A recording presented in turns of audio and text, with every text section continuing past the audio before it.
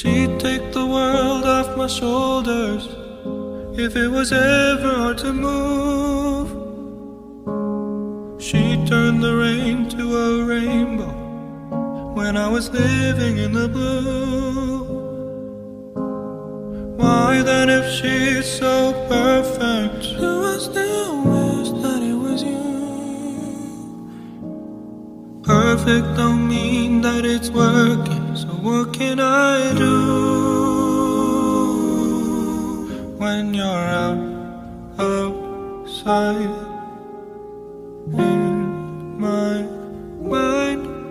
'Cause sometimes I look in her eyes, and that's where I find a glimpse of us. And I try to fall for her touch, but I'm